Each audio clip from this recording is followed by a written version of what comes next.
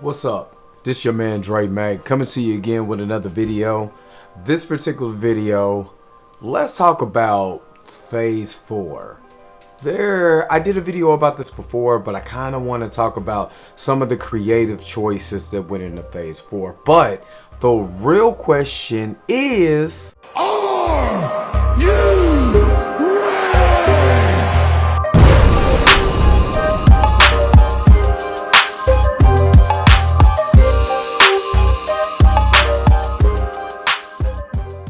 Alright, so I want to actually start with the films first in Phase 4 and see if the creative side was good, bad, or indifferent. Because everybody has an opinion on Phase 4. People compare Phase 4 to Phase 3 and said it's not that great. People are actually like, oh my god, I'm thankful that I'm out of Phase 4 because a lot of it was doom and gloom. So let's get into a couple of the videos. And let's go to the films, let's go to the TV series, and let's see if Phase 4 had its problems creatively. Let's do that. Phase 4 kicked off with Black Widow. So Black Widow was the first one in Phase 4 to come out, and even though that I like Black Widow, I also actually have to agree with some of the masses that said it should have came out beforehand.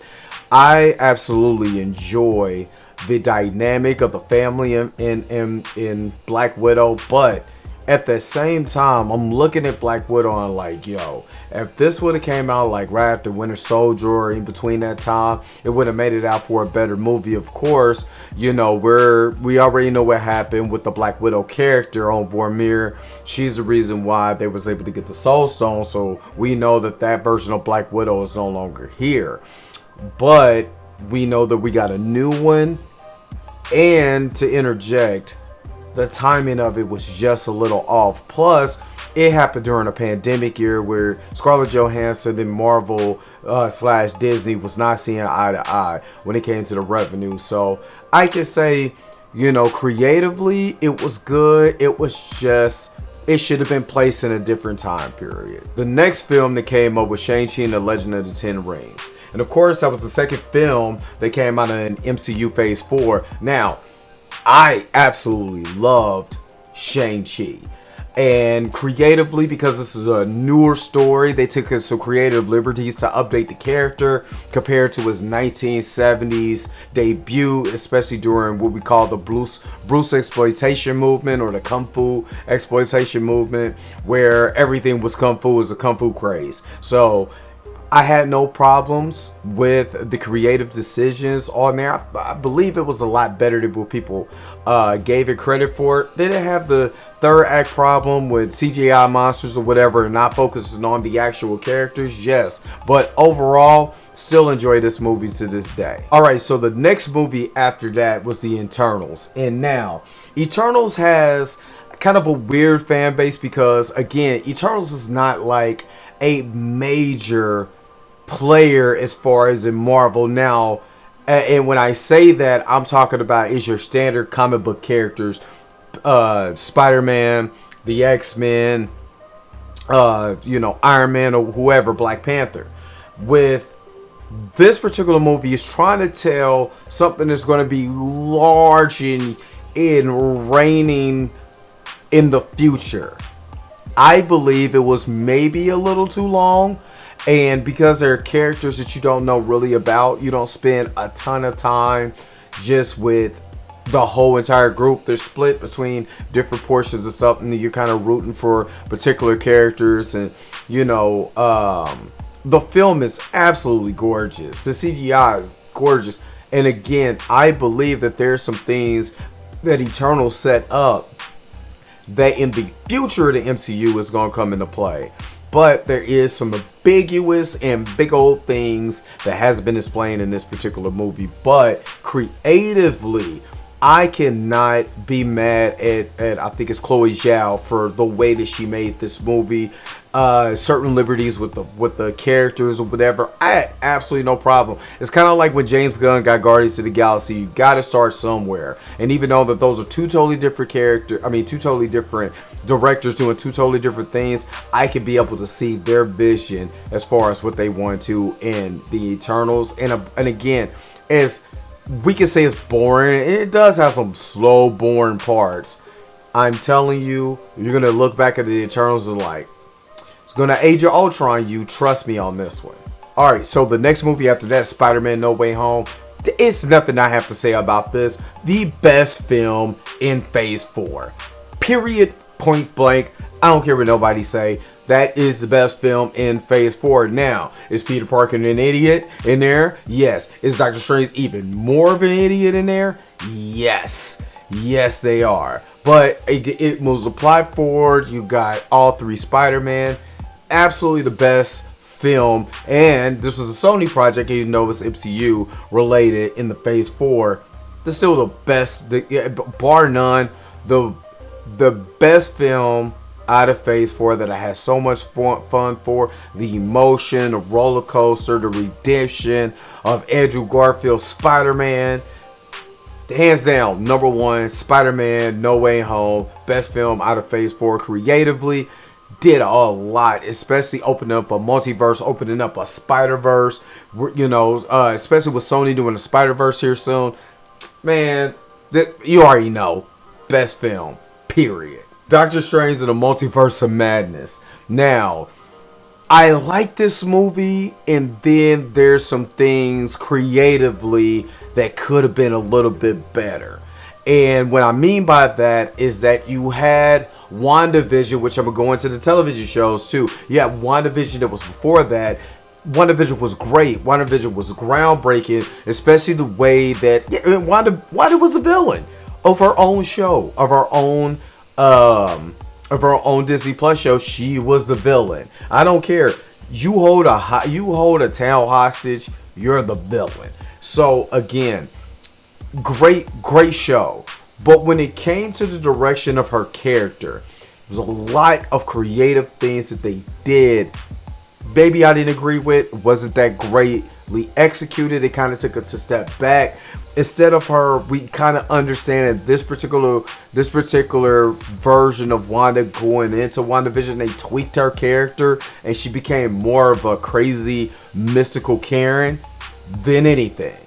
So it's one of my top 3, but there were some things that could have been done a little bit differently, but I still had a good time. We got the Illuminati, we got Professor X, and we got Reed Richards, and we know the Fantastic Four is coming, the X-Men's coming, so it was a good tease, but it could have been a little bit better. But still one of the better films out of Phase 4. Alright, so the next movie was Thor: Love and Thunder. Now, there's a love-hate relationship with this film with me because I don't love it. It's not Thor Ragnarok, which was a change in the character.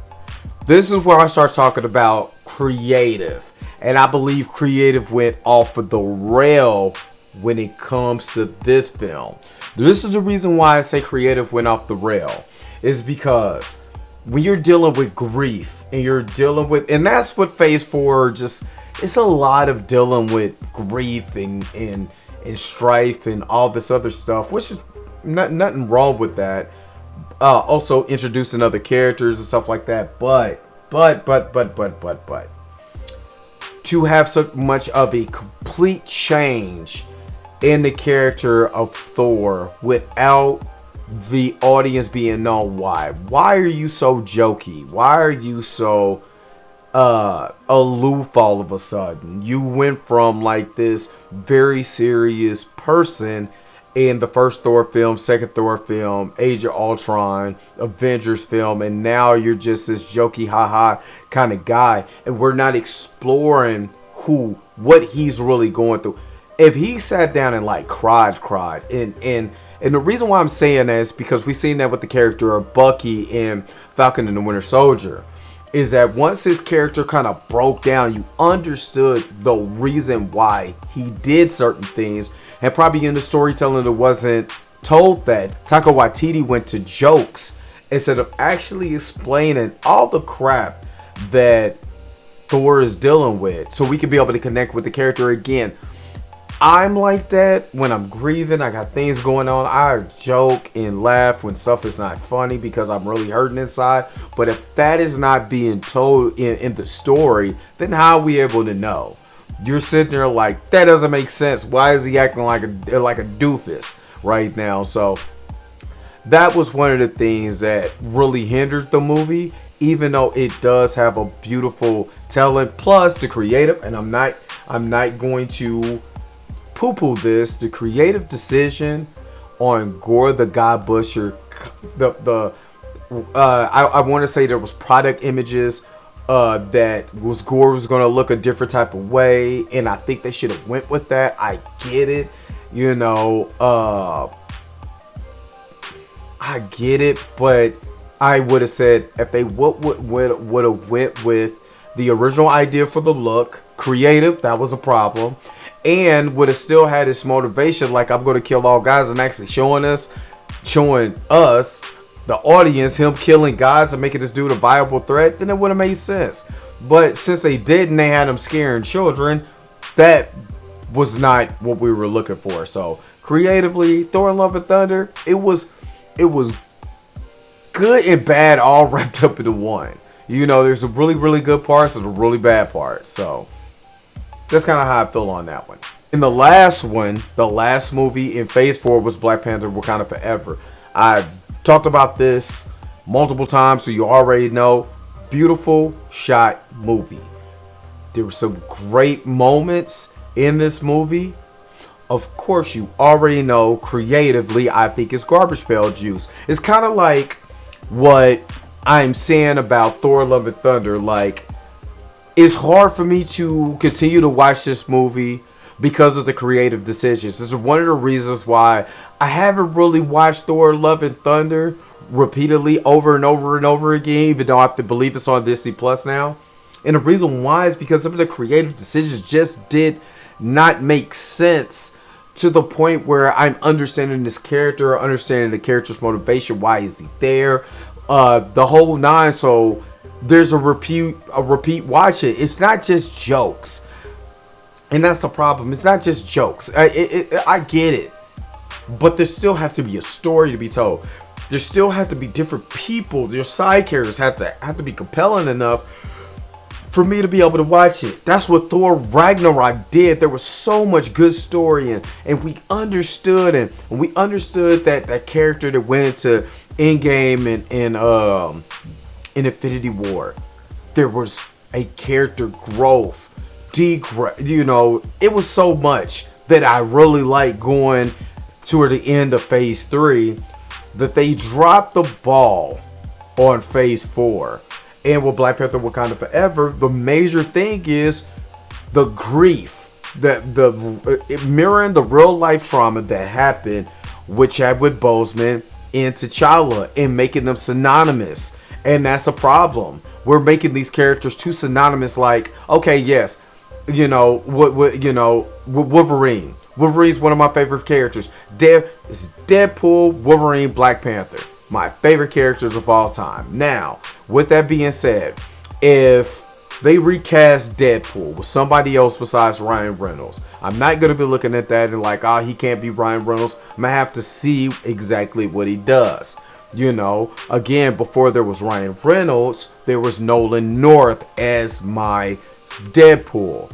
You know, Steve Blum, you know, is my Wolverine. And before Steve Blum, there was somebody else in the cartoon that was doing it. So on and so forth. You know, and we kind of get carried away because we make these characters synonymous. And that's the problem that I have with Black Panther: Wakanda Forever. You can't make the real life actor and the character synonymous, or that you can't separate the two. And this movie did not separate the two. They made them synonymous. So with Chadwick passed, you know, and you know, we all went through grief, then we have to see it portrayed on film. And that was a problem for me. Creatively, that was probably one of the worst things that you could have done, because you didn't have to do that. And a lot of people won't see that because they're not connected to the character, baby, like I am. But for me, as a black male, seeing Black Death over and over and over and over again, I don't want to see it in my comic book film when it's unnecessary, just to drive the point home, or drive a narrative to sell your movie. I don't care who you are. I don't care what company that you're on. That's just, to me, not the way to do business. And people will say, well, get your own IP. Well, let me tell you, Black Panther and the rest of these comic books is made for people like me. People who go into these comic books and try this and have escapism. When they killed Superman, do you know there was a backlash from comic book readers when they killed Superman? Let's think about when people got mad at Spider-Man for I think they dissolved the marriage of Mary J. as One More Day. You know, the One More Day storyline. I can't even sell that mug for 50 cents because everybody hates that storyline. The One More Day storyline. There's different things that comic book readers be like, dude, I don't want this. You know what I mean? It's like, oh my God, what are you doing? Creatively. So creatively, Black Panther Wakanda Forever just didn't work for me. Alright, so let's kick off the Disney Plus shows, and then I'm going to wrap this up. Alright, so the first one that kicked off the Disney Plus show was WandaVision. Hands down, one of the best Disney Plus shows there is. I mean, acting, motivation, time frame, different time periods of television, especially from my generation and stuff like that, especially watching shows of syndication. Absolutely great. They killed it on WandaVision. Falcon and the Winter Soldier. Again, knocked it out the park on this one. I mean, it was so much character growth for not only Sam Wilson, but for Bucky also, and kind of getting his thoughts and the things that he went through. Like, really gets very tragic. Again, this was the start of the grief period, because we did Wanda and we went through the 5 stages of grief. Then we looked at Bucky and redemption and trying to right your wrongs to try to do something different. And you got Falcon talking to Morgenthau, Carly Morgenthau, and trying to get her to understand there's different ways to be able to do certain things. Also, being a black man with the Stars and Stripes, we got U.S. Agent. Dope. We're going good now. Alright, so the next show after that, another, dinger out the park was a Loki. And you already know, if some of y'all been watching my channel, I already did something similar to this, but Loki, killed it. Now, what I do like about Loki, because it does set up the multiverse, which again, maybe we haven't got to the multiverse saga yet, and this was phase 4, was the grief saga. Hell, I don't know what it is. The aftermath saga, you know what I'm saying? But maybe we are going to go into that multiverse cycle, because Loki introduced so many things in the multiverse that there's civil liberties you could do in those other shows and film that I was talking about, where you could just use multiverse tropes. We already see that in Spider-Man. You could use some multiverse tropes to be able to right a lot of wrongs that you probably did. But we'll see how that works out in the future, because you know we're leading to Secret Wars. So, and if you haven't read Secret Wars, make sure you read that. Dope. Right after that was What If, and What If was really good. Cartoon version of different multiverses, different multiversal elements. Of course, the only drawback on the What If is that we wish that some of the things that they did in What If could have came into live action. They didn't do that yet. We don't know. What if season 2 was coming out? Maybe this is self-contained within the universe of this cartoon universe. We got a small hint of the cartoon universe in Doctor Strange: The Multiverse of Madness, but hell, we don't know. We gotta see exactly what they're gonna do in the future to see if some of these elements from What If end up in a live action, which I'm hoping some of this end up in live action, because it's so dope. Then after this is Hawkeye. Now this is kind of where you start to tail off a little bit. Now personally, Personally, myself, I had no problem with Hawkeye. I really liked Hawkeye. It kind of reminded me of a Die Hard, maybe a lighter version of Die Hard, but Die Hard nonetheless. And there's certain things that you find out about Clint that you kind of didn't know. I wish we could have delved in a little bit more of his time as Ronin, because we dealt with that all through Infinity War. So we kind of understood that he was doing some things that, well, actually, let me take that back. It wasn't Infinity War, it was Endgame.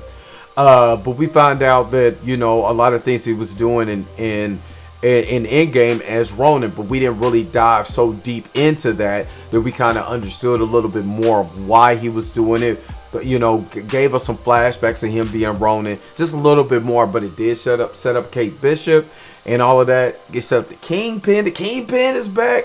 And I forgot to even say that Daredevil was back, going back to Spider-Man. So we got Daredevil in the MCU.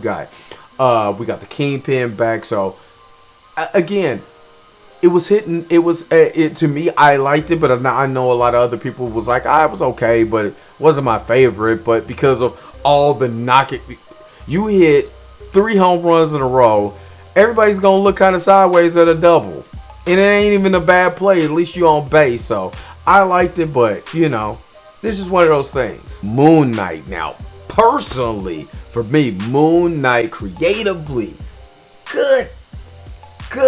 There is something that I do want to say that I haven't pointed out. In Moon Knight, they killed Mark Spector and brought him back. He was in the ancestral plane. He was in the Duat, basically the ancestral plane. So don't tell me nobody can't come back from the dead.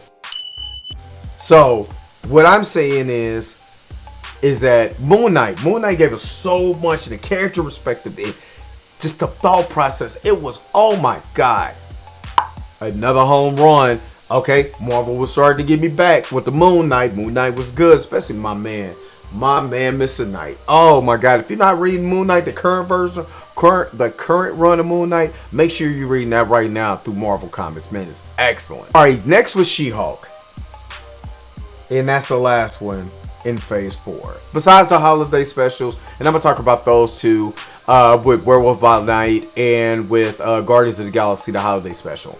But let me just go to She-Hulk for a second. She-Hulk was a gigantic troll job, and honestly, I didn't like it. It was okay, and I was like, oh, this is what you're doing it the whole time, but doesn't mean the writing was good. And again, creative liberties. You're creating, you're saying, oh, well, we're just going to jump ahead and say what everybody else is going to say about this show, about the MCU, and this, and the other, and blah, blah, blah, blah, blah. But you're writing your character so cold and standoffish and and all of this and all of that. You're not even making me intrigued about your character. And that's, again, creative liberties is making your character likable. Jen was not likable. She was kind of annoying from the very beginning, especially after she became She-Hulk, and just think, oh, well, I could do this too, and just making it look easy. And it's at the expense of somebody that's already established in this universe. Whether you're a comic book reader or not, and yeah, she's kind of a dick in the comics, and she's kind of fun and all of that as She-Hulk. But the creative liberties to have her going through this duality, and then at the end make it kind of erase because, oh, we can just change things because, we're breaking the fourth wall, and this is the way I break the fourth wall compared to Deadpool. It's just, to me, in the worlds of Deadpool, that's just lazy writing. That's just me. It was okay. I got it towards the end because it was a big troll job, but I mean, it does set up a couple things as far as like, Bruce Banner and Scar coming back from Sakaar. So there's things that could be dealt, or it could be seen in the future with them. But as far as me rewatching that, I'm not gonna rewatch that. I'm good. I just figured this out in post and I forgot about Miss Marvel. And I'm not gonna lie, Miss Marvel was absolutely excellent. We should not poo-poo on Miss Marvel now. I will call this more of like a Spider-Man-ish type of feel when it came to Miss Marvel, but Miss Marvel was excellent. It introduced us to our first official mutant, so I can't knock it. Miss Marvel was super dope. All right, phase 4. What did you guys like? What did you didn't like? Am I just tripping? Or was it just kind of like a wacky roller coaster ride with phase 4? Tell me what you guys think in the comment section. You know, let's talk about it. Let's chop it up down there. Make sure to like, share, and subscribe. Make sure to hit the bell notification so you never miss one of my videos. Until next time, I'll holler at you guys later. Peace and vibe higher.